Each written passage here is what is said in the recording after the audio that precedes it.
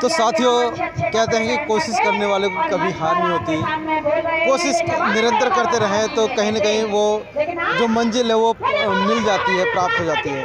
कहते हैं life is not a bed of roses, कि जीवन जो है वो फूलों की सेज नहीं है। मतलब कि आप निरंतर अगर आप कोशिश करते रहेंगे, कहीं ना कहीं if you want to touch the sky, तो अगर आप आकाश की बुलंदियों को छूना चाहते हैं तो निरंतर आपको ज़रूरी है एक मेहनत की। तो ऐसे ही हमारे साथ में है ओमपाल सिंह जी। ओमपाल सिंह जी जो कि हापुड़ से हैं, इन्होंने कर दिखाया, जो कि Guinness book of the world में आर्ट के नाम से इनका एक रिकॉर्ड बन चुका है। और आज दिल्ली यूनिवर्सिटी में वो असिस्टेंट प्रोफेसर के रूप में भी हैं, जो कि सब कुछ जो है आज हम गाज़ियाबाद के बासिंदा में हैं। और एक शाम बाबा साहब के नाम पे आज जो रंगमंच देख रहे हैं, मैं दिखा देना चाहता हूँ। तो साथियों, उसमें हमारे ओमपाल सिंह जी जो कि असिस्टेंट प्रोफेसर हैं, इनसे हम बहुत कुछ जानेंगे।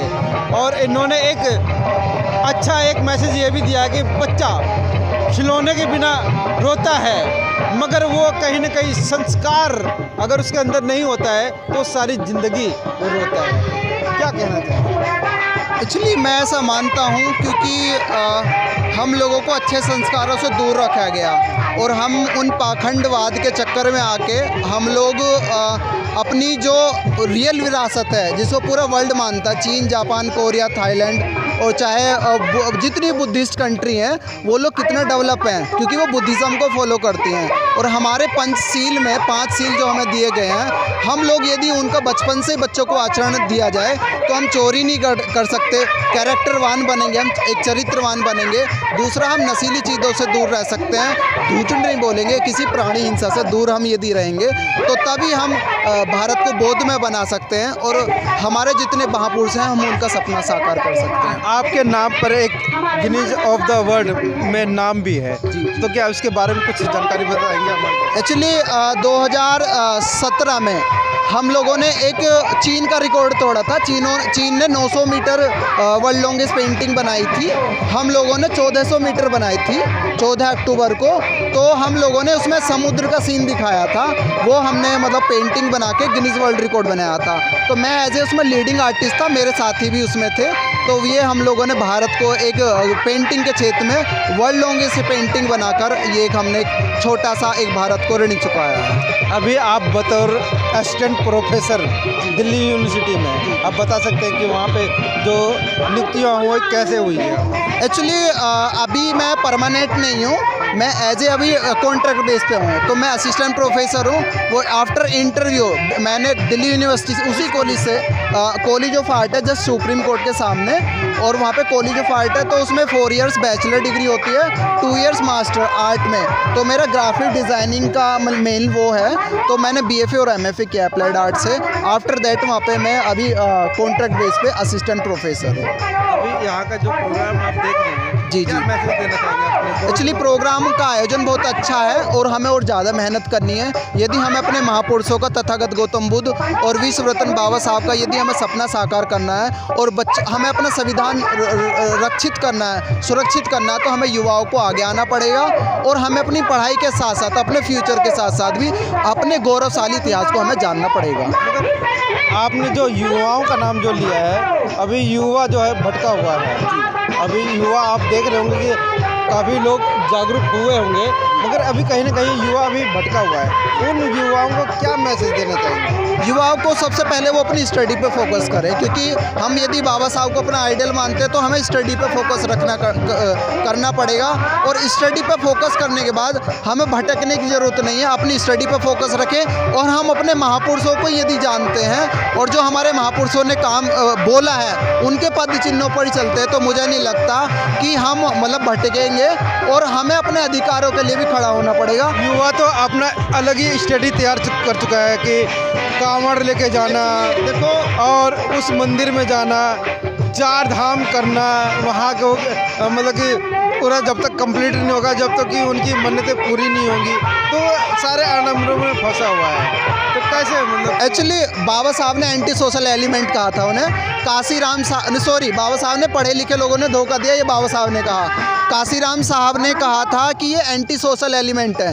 थाने में यदि वर्ड यूज़ होता है ना किसी अपराधी के लिए, तो वो एंटी सोशल एलिमेंट यूज़ होता है। तो हमें एंटी सोशल एलिमेंट यूज़ नहीं बनना, हमें अपनी स्टडी के साथ साथ, क्योंकि बाबा साहब जब विदेश से पढ़ के आए तो उन्होंने 8वीं पास को अपना गुरु माना, ज्योतिराव फूले को।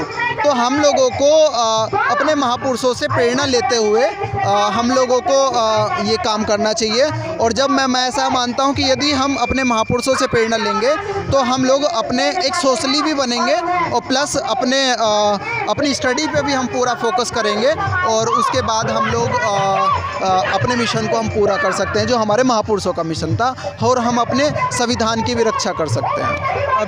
अभी आपने जो युवा का नाम लिया है और मैंने बताया कि मतलब कि ऐसे आडम्बर में फंसा हुआ है, आप भी एक युवा है, आपने इतना मोटिवेशनल जो मतलब कि अपने वक्तव्य में बताया है कि बच्चा रोता है तो मतलब उसके संस्कार की ज़रूरत होती है, खिलौने से अच्छा मतलब कि संस्कार की ज़रूरत होती है ताकि वो ज़िंदगी भर ना रोवे। मगर युवा जो है अभी भी उसको जो है मतलब कितना भी आप बहला लें फुसला लें और महापुरुषों की बात कर लें, मगर वो इन्वायरमेंट जो समाज के लोग हैं वो प्रोवाइड नहीं करा पाते। इसके लिए क्या कदम उठाना चाहिए? एक्चुअली मैं ऐसा मानता हूँ क्योंकि परिवर्तन आ रहा है, हम ये नहीं कहेंगे कि परिवर्तन नहीं आ रहा, क्योंकि हम समाज में जाते हैं और देखते हैं कि पहले से युवाओं में जागृति आ रही है और वो चेंज हो रहे हैं। हम बिल्कुल ही नेगेटिव करेंगे, निगिल करेंगे तो मुझे ऐसा लगता है कि हम और भी ज़्यादा हम अपना जो महापुरुषों का सपना साकार नहीं कर पाएंगे। क्योंकि मैं समाज में काम कर रहा हूँ, सब लोग बुद्धिज़्म के रास्ते पर चल रहे हैं, बाबा साहब के रास्ते पर चल रहे हैं। कुछ लोग हैं जिन्हें प्रयास है, क्योंकि हमारा काम है प्रयास, क्योंकि वो बाबा साहब की नहीं मान सकते तो हम जैसे लोगों की क्या मानेंगे। तो हमारा सिर्फ मेरे तो यही मोटिवेशन है कि हमें प्रयास करते रहना अपने जीते जी। और हम क्लास में सीधी सी बात है फर्स्ट सेकंड थर्ड 2-3 ही बच्चे आते हैं, तो बाकी बहुत सारे रहते हैं। तो हमें प्रयास करते रहना चाहिए और परिवर्तन आएगा। नहीं, कहीं ना कहीं हमारे जो अभी ऐसे जो मंच लगते हैं, बड़े बड़े मंच लगते हैं और अच्छे वक्ता बन करके आते हैं वहाँ पे, तो उनका भी कहीं ना कहीं एक कर्तव्य बनता है कि नहीं बनता कि समाज में जाकर के ऐसे युवाओं को निकालें या ऐसे युवाओं को पहले फर्स्ट प्रिपरेशन दें कि हाँ इन युवाओं को मौका मिलना चाहिए। जैसे आपको है, कहीं ना कहीं आप आदर्श किसी के रहे होंगे तो आपको ये कामयाबी मिली होगी। वैसे उन युवाओं को जो कि अंधकार में भटक रहे हैं, उनको उजाले की एक ज़रूरत है। हम भाषण तो देते हैं मगर भाषण मात्र उस मंच तक ही सीमित होता है। तो क्या कहना चाहेंगे ऐसे लोगों के लिए? एक्चुअली मैंने अभी पहले भी बोला, वही भगत सिंह दूसरे के घर में हम चाहते हैं पैदा हो लेकिन खुद में नहीं, तो हमें भगत सिंह बनना तो हमें खुद ही बनना पड़ेगा। और मैं मैं अपनी गारंटी ले सकता हूँ, दूसरे की नहीं ले सकता। जहाँ भी हमारी मीटिंग्स लगी हैं, मेरी कम से कम मेरी उम्र कम है लेकिन मीटिंग्स गाँव में जा जाकर हमने इतनी सारी ले ली हैं, लगभग हज़ारों मीटिंग ले ली हैं अब तक हम लोगों ने। तो मैं ऐसा मानता हूँ कि चेंजिंग आ रही है और 100% परिवर्तन कभी नहीं आता। हम सोचे 100% रिजल्ट आए, तो युवा समझेंगे, धीरे धीरे समझेंगे। हमारे पास वो टेक्निक आनी चाहिए। अब जैसे यहाँ पर अरेंजमेंट था, सारे बड़े लोग कर रहे थे। अभी हमारा 26 तारीख में प्रोग्राम था, बड़े लोग सिर्फ हमने वक्तव्य के लिए मंच पर बुलाए थे, बाकी सारा अरेंजमेंट हमारे यूथ ने किया।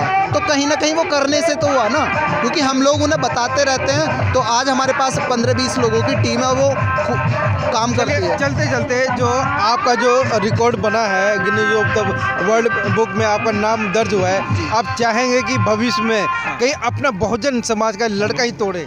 एक्चुअली मेरा मतलब ऐसा सपना है कि मैं तथागत गौतम बुद्ध या बाबा साहब की इतनी बड़ी पेंटिंग बनाऊं जो एक गिनीज वर्ल्ड रिकॉर्ड हमारे महापुरुषों के लिए हो।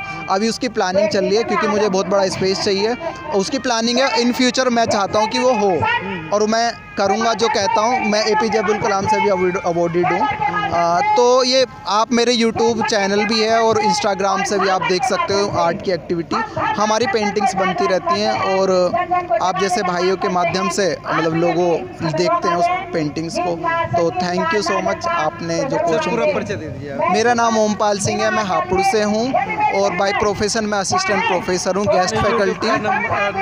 चैनल का नाम भी? मेरा Instagram ID है ओम आर्ट और 4 टाइम 111 ओम आर्ट 111 उस पे मेरा आप सारा आर्ट वर्क देख सकते हो, मेरी एक्टिविटी देख सकते हो क्या क्या हो रहा है। और ये मेरा ओम आर्ट करके ही मेरा यूट्यूब चैनल है, और यूट्यूब चैनल अभी उस पर ज़्यादा एक्टिव नहीं हो, लेकिन आप वहाँ भी वीडियो देख सकते हो।